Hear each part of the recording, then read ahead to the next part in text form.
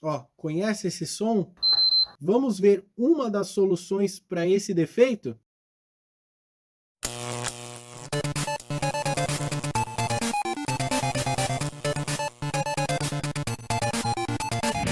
Tenho certeza que muitas pessoas já escutaram esse barulhinho aí. Infelizmente, quando a gente escuta esse barulho, sabe que é uma coisa bem chata. No caso do PlayStation 3, pode até causar a morte. Então, para começar, vamos ver esse defeito de perto. Aqui eu já abri a placa para a gente ter uma visão melhor. E como vocês podem ver, de jeito nenhum ele fica ligado. Aperta o botão Power e já desliga logo na sequência. Então agora eu vou usar uma técnica para diagnóstico. Primeiro eu vou dar uma esquentadinha aqui na região próxima do processador. Mais especificamente, no caso desse aparelho, nesses capacitores aqui, esses quadradinhos que vocês podem ver. Os famosos neck tokens, que se você pesquisou um pouquinho na internet, já deve ter achado muita gente falando desses capacitores e diversas formas de como resolver o problema que eles causam. Depois disso, a gente pode parar de esquentar os capacitores. E aí, em pouco tempo, já deu para ver que parou de desligar. Agora ficou ligado normal, sem dar os 3 apitos novamente. Mas ainda temos o problema. Esquentar os capacitores é só um paliativo e uma forma de testar para ver se realmente são eles os causadores desse defeito de 3 apitos. No caso desse aparelho, realmente são eles. Mas antes de arrumar, vamos entender um pouco melhor por que isso dá certo, né? Por que ficar jogando calor resolve o problema e por que o aparelho fica ligado. Qual que é a função desses capacitores em relação ao processador? Por que eles são tão importantes e faz com que o aparelho nem funcione quando eles têm esse problema? Esse componente aí, ele tem um defeito de fabricação. Então, conforme vai passando o tempo, ele vai estragando. Às vezes, até quando a gente tira da caixa, ele já vem com esse defeito. Lembrando que eu estou mostrando só um caso desse defeito de 3 apitos do PlayStation 3. Lembrando que esse defeito de 3 apitos pode estar relacionado a qualquer componente vital para o aparelho, né?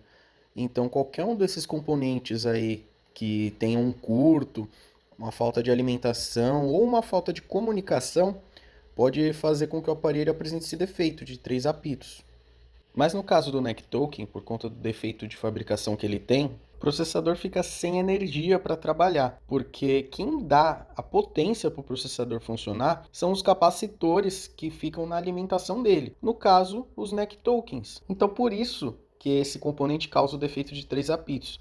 Não é ele em si, mas quando ele entra em defeito, ele deixa o processador sem alimentação e o videogame, reconhecendo isso, apresenta essa falha. E, no final das contas, ele que é o causador. Porque tem outros casos que não é esse capacitor. Pode ser um defeito no processador ou algum outro componente causando essa falha dos 3 apitos. Uma solução para esse defeito é adicionar capacitores para suprir a falta de potência que esse componente com defeito pode causar.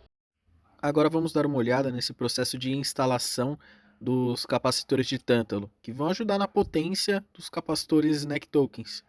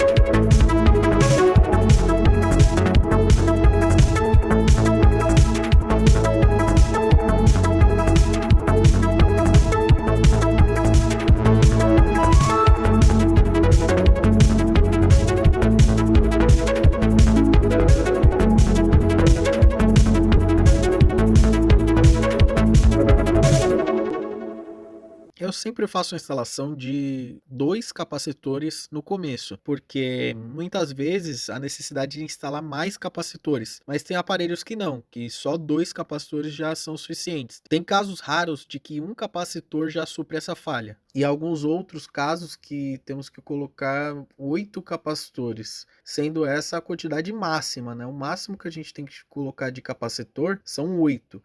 Se você colocou esses 8 e não deu certo, aí não vai ser essa a solução do seu problema. A grande questão também não é só testar e ver se o aparelho funciona de primeira, porque uma outra questão é ele dar defeito depois de um tempo. Porque tem casos que o aparelho funciona, fica um pequeno período, um pequeno tempo ligado e depois ele dá os 3 apitos e desliga. Então o primeiro teste é ver se ele fica segurando um tempinho. Ele segurou esse tempo, aí depois a gente vai para o teste com o aparelho fechado. Agora no teste com o aparelho fechado, quando ele inicia o sistema, ele habilita toda a potência do processador, toda a potência de uso baixo, né? Porque toda a potência real do aparelho vai ser habilitada quando entrar em algum jogo, né? Mas para esse primeiro momento, esse teste de entrar no sistema, fazer com que o aparelho dê tela, já é o suficiente para a gente saber que deu certo a instalação dos capacitores. Bom, espero que eu tenha ajudado, esclarecido as dúvidas, espero que eu tenha principalmente desmistificado que tudo é rebaring. Nem sempre a solução de um defeito é fazer o retrabalho de um componente BGA ou fazer a troca desse componente BGA. Muitas das vezes é algum capacitor, algum resistor, ou seja, é muito importante que a gente faça a análise da placa sempre individualmente. Não seguir sempre aquela mesma linha de raciocínio que aquele sintoma é aquela coisa, sempre fazer uma análise completa do videogame, num circuito eletrônico em geral, né? Sempre fazer análise do circuito para ver se realmente é aquele defeito ou se tem outra coisa que está dando o mesmo sintoma. Porque em muitos dos casos, às vezes a gente pode até matar um aparelho por conta de um diagnóstico errado. É isso. Espero que vocês tenham gostado. Deixe um comentário lá. Se tiver alguma pergunta, quiser esclarecer alguma dúvida, deixe o comentário lá. E até o próximo vídeo. Valeu!